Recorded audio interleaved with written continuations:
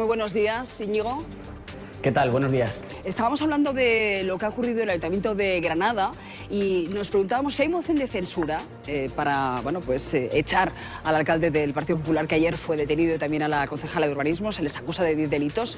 ¿Qué hará la marca municipal que apoya a Podemos? Vamos Granada. ¿Votará con Ciudadanos? El PSOE no lo tenemos muy claro lo que va a hacer.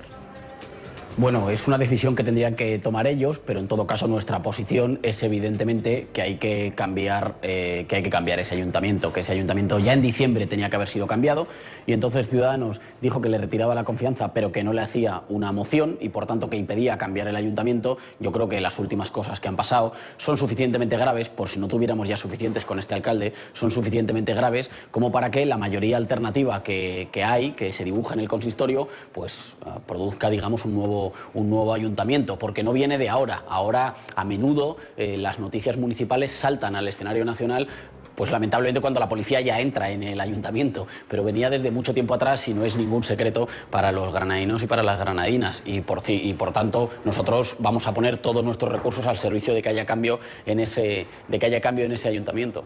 Señor Rejón, le quería también preguntar por el ministro Soria. Ha caído en algunas contradicciones en las últimas horas y nos tiene a todos un poco sorprendidos, porque a priori que él formara parte de una empresa cuando no se dedicaba a la política, eso es perfectamente legal y lo podía haber justificado. Lo que pasa es que lo negó y luego nos está diciendo que efectivamente su padre formó parte del accionariado, consta su firma en varios documentos. No se entiende mucho. Digamos, estas contradicciones, incluso está provocando cierto desconcierto en el Partido Popular. Han sido ustedes muy prudentes, han dicho que esperarían a la comparecencia el próximo martes. De momento no piden su dimisión, ¿no? No, pero a este paso yo no sé si va a llegar al martes. En realidad casi parece que le hacíamos un favor, y que si hubiera comparecido antes y hubiera dado una explicación en sede, no solo ante los medios, que está bien que la dé, sino también una explicación en sede parlamentaria, la verdad que a nosotros creemos que incluso le habría facilitado las cosas, porque conforme van pasando los días parece que se le ponen las cuestiones más complicadas. Yo creo que aquí hay que diferenciar entre dos niveles. Hay un nivel que tiene que ver con una cuestión que a lo mejor no es legal, pero que tiene que ver con la legitimidad, que es que un representante de los españoles se demuestre que ha usado durante varias veces recursos para escatimar impuestos al conjunto de los españoles. Es decir, que alguien que tiene que velar por la caja y por los recursos de todos los españoles, cuando le toca la suya dice, uy, pero yo prefiero no contribuir al esfuerzo en España, y yo prefiero pagar menos impuestos porque tengo mucho dinero y prefiero sacarlo fuera. Pero eso es una cuestión, digamos, de legitimidad política. Y luego hay otra que tiene que ver con el transcurso de sus declaraciones, en las que primero no tenía nada que ver y era un hermano, luego sí tenía que ver, luego resulta que la fundó su padre, luego hoy nos enteramos que había otra empresa que no era en Panamá, sino que era en Bahamas, y que luego la mueven a Jersey. Y parece que este rosario de mentiras y de contradicciones no se ha terminado. Por eso digo que a ver en qué condiciones llega el martes. Nosotros lo primero que le dijimos es, no en una comisión, sino en el Pleno del Congreso de los Diputados, el ministro en funciones tiene que dar explicaciones. Y creo que a tenor de cómo se están desenvolviendo las cosas, habría sido mejor que las hubiera dado, porque a ver en qué condiciones llega el martes. Hoy creo que he visto a Rajoy diciendo que pone la mano en el fuego por él y que le defiende. Yo creo que es una... Sí, Mariano Rajoy dice que cree ciegamente en su testimonio, que a él le ha convencido, y que además cree que va a poder aportar la documentación que avale su testimonio el próximo martes.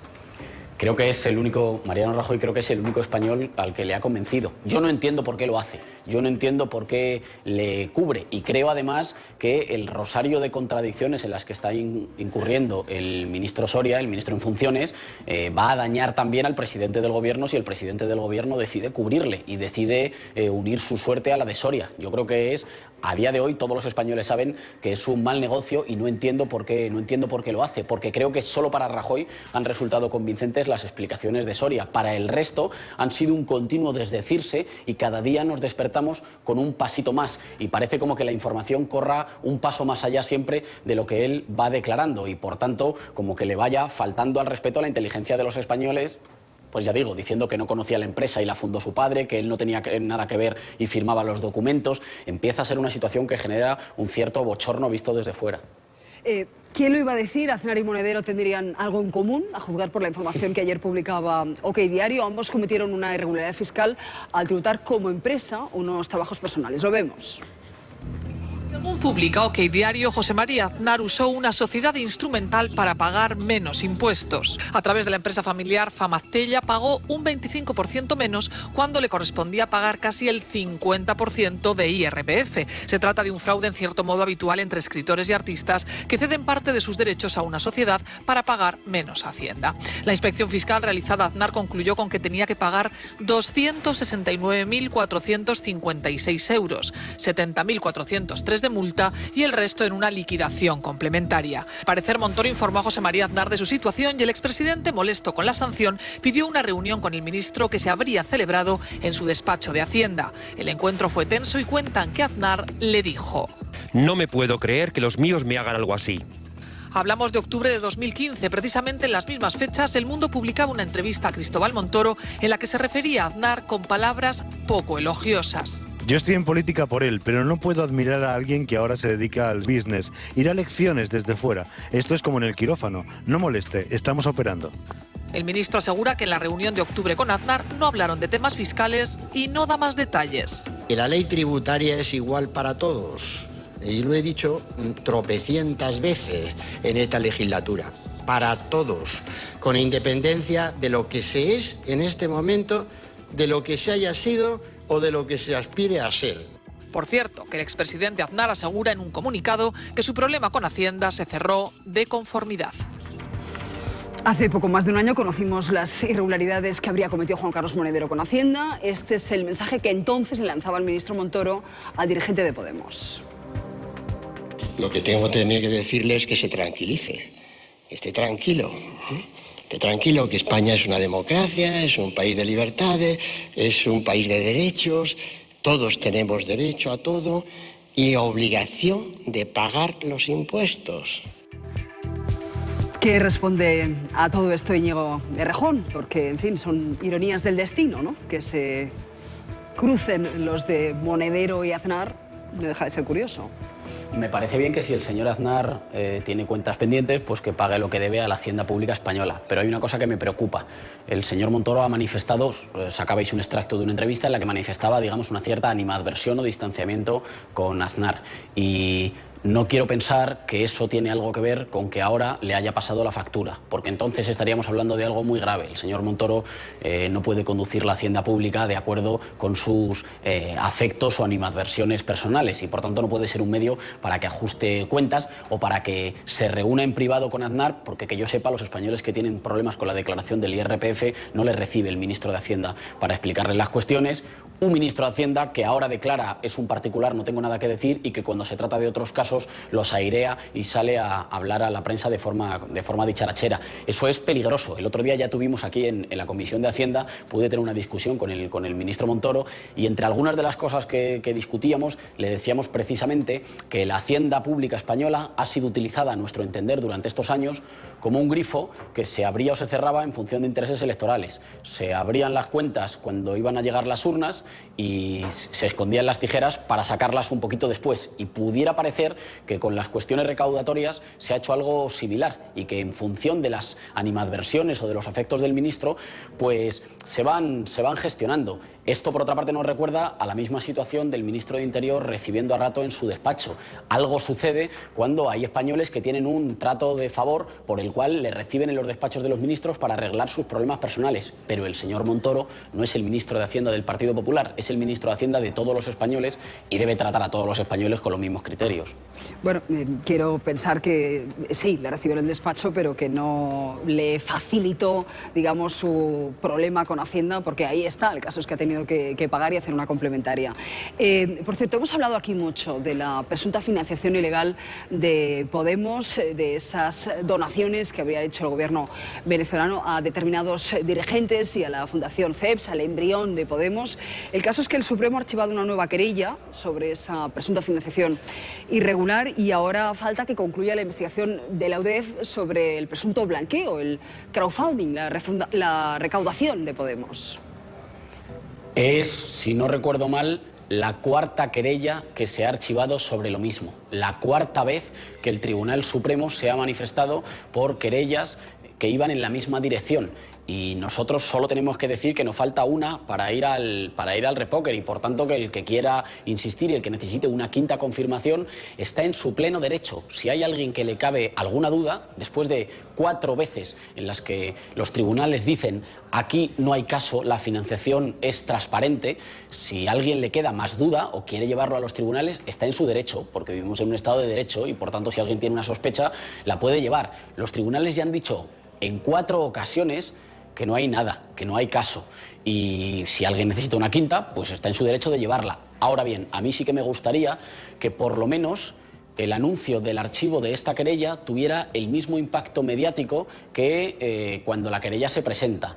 Porque si no, lo que se puede generar es un estado de ruido en el que parece que nos interesen más las especulaciones que las verdades judiciales. Está bien que se saquen las noticias que se quieran y que se publiciten las querellas que se quieran. Por supuesto, faltaría más si es legítimo. Ahora bien, yo creo que al mismo tiempo, cuando esas mismas querellas se archivan, si la querella es portada, el archivo de la querella debería ser portada. Lo pongo en estos términos para que nos entendamos, porque si no, podríamos pensar que hay más interés en el ruido que en la verdad de lo que dicen los tribunales. Y eso sería un medio de hostigar a una fuerza política que representa hoy a 5 millones de españoles. Se puede demostrar que haya habido ilegalidad, de hecho, lo acaba de decir usted, 4 querellas ya archivadas. Otra cosa sería la cuestión ética de aceptar dinero de un país como Venezuela a título personal o desde una fundación como CEPS. ¿Qué opina sobre esto Íñigo Errejón? En primer lugar, que no tiene la menor vinculación con Podemos, ni con la financiación de Podemos, ni con la existencia de Podemos, como han dicho los tribunales, y por tanto que esa cuestión hay que dejarla apartada. Y en segundo lugar, que hay, por supuesto, miembros de Podemos que en su calidad de profesores, de asesores o de técnicos han trabajado en muchos países diferentes, han trabajado con instituciones españolas, han trabajado con instituciones mexicanas, brasileñas, han trabajado en muchas instituciones latinoamericanas, y que eso no tiene ninguna relación necesaria con estar de acuerdo con todas las decisiones políticas que se tomen en esos países. Esa es la diferencia entre cuando uno es un técnico o un académico y cuando es un político. Cuando es un político toma decisiones, cuando es un técnico escribe y redacta informes o estudios. Nosotros ahora estamos representando a los ciudadanos españoles y por tanto si alguien tiene alguna mácula o tiene alguna sospecha sobre el ejercicio de nuestra representación o sobre cómo se ha construido Podemos, o hay gente que le cabe todavía alguna duda y que no acaba de convencerse de que ha sido mucha gente sencilla poniendo 5, 10 o 20 euros la que ha levantado una fuerza política de la nada, pues tiene derecho a tener esas dudas. Pero nosotros siempre pedimos que nos basemos primero en los hechos, en 4 veces que los tribunales han dicho lo mismo, y que si sigue habiendo alguien con dudas, pues que acuda de nuevo y que se lo digan por 5ª vez. Yo no creo que con esto las especulaciones terminen, porque hay interés en que se genere ese ruido, pero sí que pedimos confrontar especulaciones con hechos y por tanto acusaciones que después, cuando llegan a los tribunales, se demuestran falsas. Todo apunta a que estamos abocados a una nueva campaña electoral. Quedan 11 días para que el rey llame a consultas a los partidos. Y el caso es que nos cuesta mucho dinero cada campaña electoral. Hablamos de 130 millones de euros. Esther, vamos a desglosar esos gastos, si te parece. Vamos a verlo porque nos está saliendo caro en clave de estabilidad política, lo que estamos viviendo en las últimas semanas, y también puede que en lo económico. Nada menos que 40 millones de euros se repartirían los partidos para volver a las urnas. Si contamos las elecciones del 20D, votar nos habría costado más de 300 millones en solo 6 meses. Ahora vemos por qué. Antes, ¿qué posibilidades tenemos de evitarlo? Vamos a ver las posiciones de los partidos que van a mostrar el próximo 25 y 26 de abril ante el rey. El PP solo aceptaría un gobierno con PSOE y Ciudadanos. Para el PSOE, un frente progresista con Ciudadanos y Podemos sería la única opción. Podemos, por su parte, no cederá ante su oferta de formar un gobierno a la valenciana. Aquí cabrían PSOE, Podemos y las confluencias que serían Marea Gallega, Compromís y En Comú Podem. Y la cuarta fuerza del hemiciclo, Ciudadanos, no tira la toalla intentando formar un gobierno con PP y con PSOE, pero vetando, por eso ponemos el signo de menos, a Mariano Rajoy. Si nadie cede, si al final ninguna fórmula es viable para formar gobierno, volvemos a la campaña electoral y a votar el 26 de junio. Sufragar la actividad de los partidos nos costaría 40 millones en subvenciones a esos partidos, a esas campañas, por escaño y por voto. Eso es el máximo, pero podría reducirse porque algunos ya han dejado caer que harían campañas más austeras. Veremos si al final, si vamos a elecciones, si es verdad. Y otra cifra que da temblores, 130 millones de euros, el total del gasto administrativo. Aquí incluimos la parte logística, de administraciones públicas, el gasto en correos, telecomunicaciones e imprevistos. Este coste incluye todo otra vez: papeletas, anuncios, informática, etcétera. Suele decirse que la democracia siempre es barata, pero en este caso, si votar el 20D nos costó esta suma, 170 millones, y en junio, repetimos, Susana, al final, en solo 6 meses, habríamos sacado más de 300 millones de las arcas públicas. Qué barbaridad, señor Errejón. PP y PSOE estarían dispuestos a estudiar fórmulas para reducir gastos como eliminar la publicidad exterior y multiplicar los debates electorales. ¿Qué dice Podemos? Pues nosotros estamos encantados de que se adapten a campañas más austeras.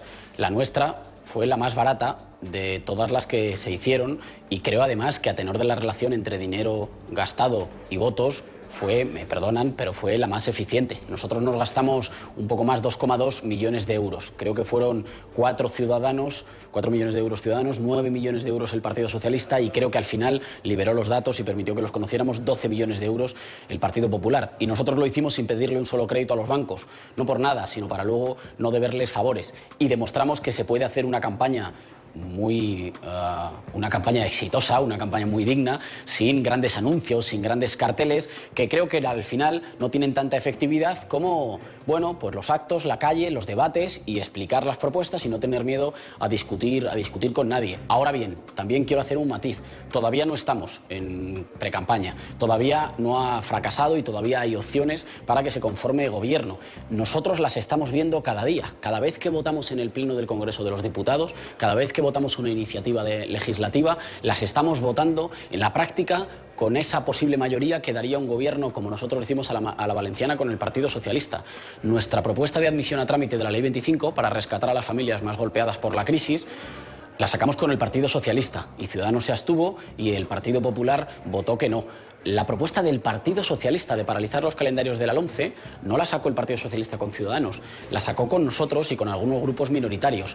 Cada vez que votamos en el Congreso estamos mostrando que hay números para un gobierno de cambio en los términos que nosotros estamos ofreciendo. Si es bueno en el Congreso, creo que puede ser bueno en el gobierno. Sí, usted dice que hay números para sacar adelante ese gobierno a la valenciana. Si el propio Partido Socialista dice que coinciden con ustedes en un 70%, cosa que a mí me sorprende, porque me cuesta entender que coincidan con ustedes en un 70% y por otro lado pacten 200 medidas con Ciudadanos. Hay algo que aquí, en fin, no me acaba de cuadrar. ¿Qué impide el pacto? ¿Cuál es el escollo en este punto? Mi impresión es que es la falta de claridad y de voluntad política. El Partido Socialista, después de la reunión, no en la reunión, dijo que coincidía con nosotros en el 70%. Que nosotros lo agradecimos, pero nos lo podía haber dicho en la reunión, sobre todo para comprobar a ver si en ese 70% que coincidía con nosotros coincidía también con Ciudadanos, porque no vale estar diciendo cosas diferentes en 2 habitaciones diferentes o ante 2 interlocutores diferentes.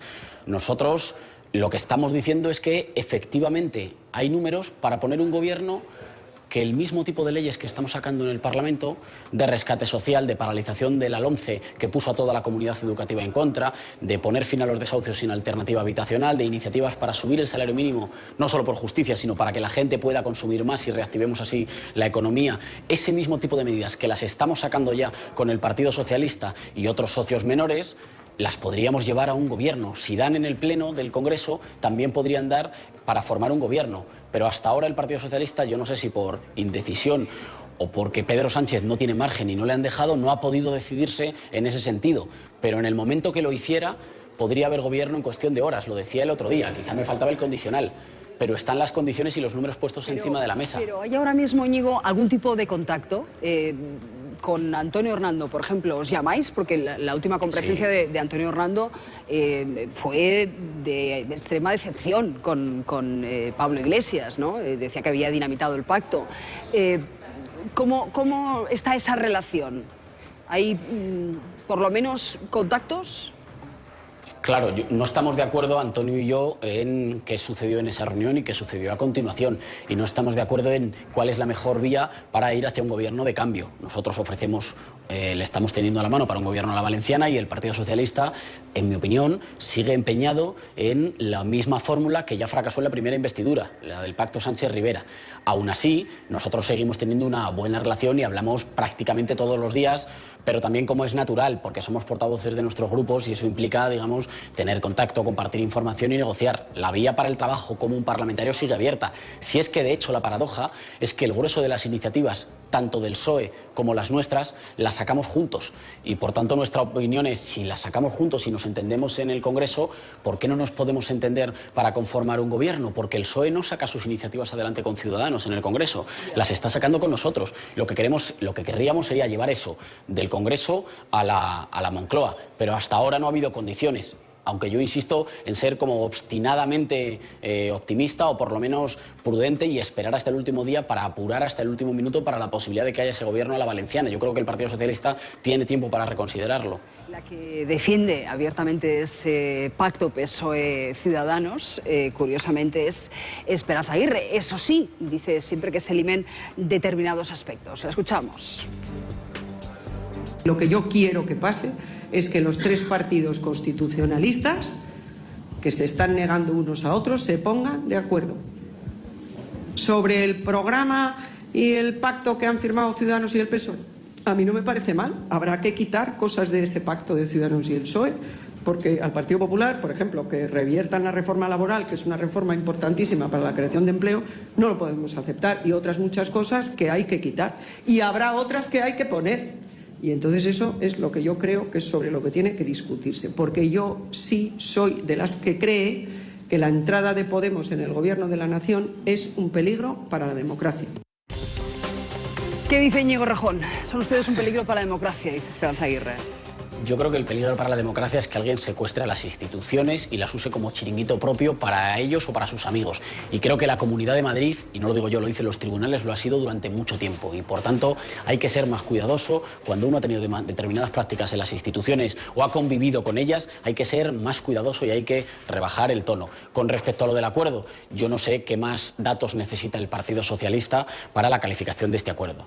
Si Esperanza Aguirre sale a decir que es un buen acuerdo, que a ella le gusta. Si Ciudadanos nos dice que es un buen acuerdo que les gusta para excluir a Podemos e incluir al Partido Popular, bueno, pues uno de los dos no está diciendo la verdad, pero yo no sé cuántos datos más necesita el Partido Socialista para convencerse de que si es un acuerdo que le gusta a Esperanza Aguirre, entonces, por necesidad, casi se cae por su propia lógica, no puede ser un acuerdo para el cambio político, porque no se trata solo de las caras, no se trata solo de sacar a Mariano Rajoy. Si a Esperanza Aguirre le gusta ese acuerdo, es obvio que ese no es un acuerdo de cambio político y por tanto es obvio que está marcando un camino diferente. Digamos que le gusta a Esperanza Aguirre porque supone un freno para Podemos. Eso es lo que yo creo que destaca Esperanza Aguirre de ese acuerdo. Por cierto, hoy empieza Podemos a consultar a las bases sobre ese pacto Sánchez-Rivera. Es curioso porque Iglesias hablaba del pacto Rivera-Sánchez, usted tiene la deferencia de hablar de Sánchez-Rivera. En cualquier caso, parece cantada la respuesta, ¿no? Creo que la votación casi se la podrían ustedes ahorrar. Conoceremos los resultados el lunes, pero viendo la campaña que están haciendo ustedes en contra del pacto Sánchez-Rivera, lo tienen ya ganado. Vamos a ver lo que vota la gente, pero es la línea que nosotros hemos venido manteniendo, hasta ahora. Sí que quiero destacar que nosotros estamos sometiendo a nuestras bases una propuesta que no es la nuestra.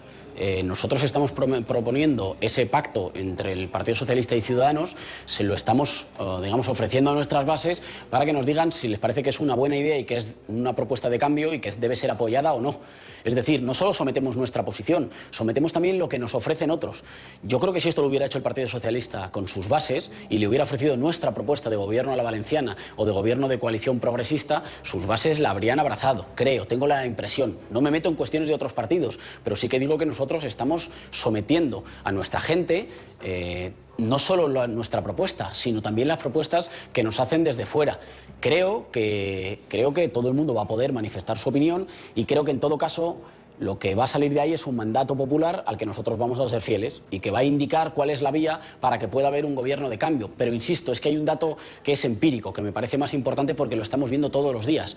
Si hemos votado juntos para aprobar la Ley 25, si hemos votado juntos para paralizar el calendario de la LOMCE, si hemos votado juntos para mejorar las condiciones laborales de las trabajadoras del hogar, ¿por qué no podemos conformar un gobierno juntos? ¿Por qué el Partido Socialista se resiste a entenderse con la mayoría natural con la que ya está aprobando aprobando leyes en el Congreso, leyes o iniciativas que algunas de ellas son suyas y que paradójicamente no las saca con Ciudadanos, con los que sin embargo tienen un acuerdo que según nos dicen no se puede modificar o se puede modificar poco, pero no es en virtud de ese acuerdo en el que sacan las leyes.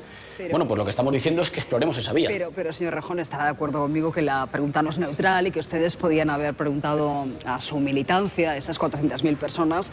¿Estás dispuesto, te parece bien que Podemos se abstenga para facilitar un gobierno del cambio, un gobierno de Ciudadanos y Partido Socialista, y posiblemente entonces el resultado hubiese sido otro? No lo sé, porque nosotros tenemos dudas con respecto a que ese acuerdo entre Sánchez y Rivera sea un acuerdo de cambio, porque creemos que deja intactas algunas de las peores herencias del Partido Popular. Creo que al Partido Socialista le habría podido gustar modificarlas, pero que Ciudadanos no le ha dejado, y lo que sometemos es ese acuerdo concreto. Se nos dice que si hay posibilidad de gobierno para sacar a Rajoy es sobre la base de ese acuerdo que firmaron el señor Sánchez y el señor Rivera. Bueno, pues le preguntamos a nuestra gente, ¿eso es un acuerdo de cambio que debemos facilitar o hay que explorar otra vía? Que la gente se pronuncie y en función de eso nosotros señalaremos cuál es nuestra disposición para llegar a un gobierno de cambio. Pero yo insisto en que hay días, que hay números y que hay condiciones. Es verdad que el camino se va poniendo cuesta arriba, pero también es verdad que si el Partido Socialista toma una decisión se conforma gobierno inmediatamente. Una última pregunta, enseguida le cedo la palabra a Pilar. Hemos visto que se ha tomado en las últimas horas Iglesias un café con Alberto Garzón, se está hablando de una posible confluencia con Izquierda Unida. Iglesias, de hecho, aboga por hablar con Izquierda Unida. Usted siempre ha sido algo reacio, está en contra de la sopa de letras, defiende cierta transversalidad. ¿Cabe pensar realmente en una alianza con Izquierda Unida de cara a las elecciones? Hay que tener en cuenta que a Izquierda Unida ahora le sonríen las encuestas y a ustedes no tanto. Es decir, que negocian desde una posición tal vez menos de fuerza que en comicios anteriores. Bueno, empiezo por esta última parte. Con respecto a lo de las encuestas, nosotros nunca hemos llegado a ninguna negociación ni a ninguna posible cita electoral con las encuestas a favor. Cuando hablábamos para el 20 de diciembre no nos sonreían. A Podemos le sonríen mucho más las urnas que las encuestas, porque si fuera por las encuestas nosotros nos habríamos hundido hace mucho tiempo. Pero luego cuando votan los españoles los resultados a veces son otros y son diferentes. Todos abogamos por la transversalidad, que tiene que ver básicamente con no preguntarle a los españoles qué han votado en el pasado, sino con preguntarles si les llega el sueldo para hacer la compra a final de mes o con preguntarles si pagan bien el gas o si no pagan bien el gas y les parece al mismo tiempo que esas mismas empresas estén repartiendo dividendos millonarios. Y creemos que sobre esos temas hay una mayoría popular nueva que está por construirse en España. Ahora bien, eso no impide que no podamos caminar en diferentes territorios y ir haciendo confluencias. Hicimos una confluencia en Galicia, en Marea, que ha sido la segunda fuerza. Hicimos una en la Comunidad Valenciana, es el Moment, con Compromís, que fue la segunda fuerza, e hicimos una en Cataluña, en Comú Podem, que ha sido la primera fuerza. Yo creo que eso hay que seguirlo explorando y que ahí se pueden incorporar muchos otros territorios en los que, con diferentes colectivos y con diferentes personas, algunas de ellas, por supuesto, también de Izquierda Unida, que pueden ser activos muy importantes para el cambio, seguir fortaleciendo las candidaturas del cambio. Nunca nos hemos cerrado a eso. Eso sí, la hoja de ruta fundamental sigue siendo preguntarle antes a la gente qué tipo de país quiere que qué ha votado en el pasado. Bueno, pues veremos a qué conducen esas negociaciones, pero es importante esa posible unidad de cara a unas elecciones porque podía implicar el sorpaso definitivo al Partido Socialista. Pilar, ¿le querías hacer una pregunta? Sí, Pilar, señora, buenos días. Será ya la última. Hola, porque nos días. está diciendo que le tenemos que liberar. Ya, no, yo quería insistir precisamente en lo que usted acaba de decir, es decir, qué ocurriría con Izquierda Unida. Es absolutamente impensable que nunca jamás llegue a un acuerdo con Izquierda Unida. Segundo, respecto a este mismo tema, ¿usted cree, o han hecho el trabajo de cuánto supondría, si hay nuevas elecciones, incrementar el número que tienen en este momento de votos Podemos con los números de votantes que han tenido en las elecciones anteriores Izquierda Unida? ¿Cuánto supondrían escaños? En escaños, ¿no? Porque hablamos de 5 millones en el caso de Podemos, Efectivamente. 1 millón en el caso de Izquierda Unida. Es que hay expertos que dicen Claro. que ese 1,5 millones podría suponer 14, 15 y hasta 17 escaños más para Podemos. ¿Han hecho ese cálculo, Claro. esa traslación a escaños, señor Rejón? Bueno, es un cálculo que se tiene que hacer provincia a provincia y se tiene que sumar provincia a provincia y que obviamente da más escaños, pero también da más escaños, y lo queremos recordar, la capacidad de seguirle hablando a españoles que han votado cosas muy diferentes, y bienvenidos sean los que votaron Izquierda Unida en el pasado, pero también los que votaron Partido Socialista, los que votaron Ciudadanos porque sanamente querían regeneración y se han encontrado con algo que no les satisfacía, o incluso los que se creyeron las promesas de creación de empleo del Partido Popular y querrían votar cambio. ¿Qué significa eso? Claro que hay que seguir teniendo la mano y que estamos a mitad de camino. Hemos conseguido 5 millones de votos y faltan muchos más. Pero si me preguntan mi opinión, esos muchos más que faltan vienen de lugares muy diferentes. Y con respecto a la primera pregunta... No tanto de la izquierda, nos viene a decir, ¿no? ¿Y si es impensable ese acuerdo? No, esta era la pregunta a la que iba. En absoluto es impensable.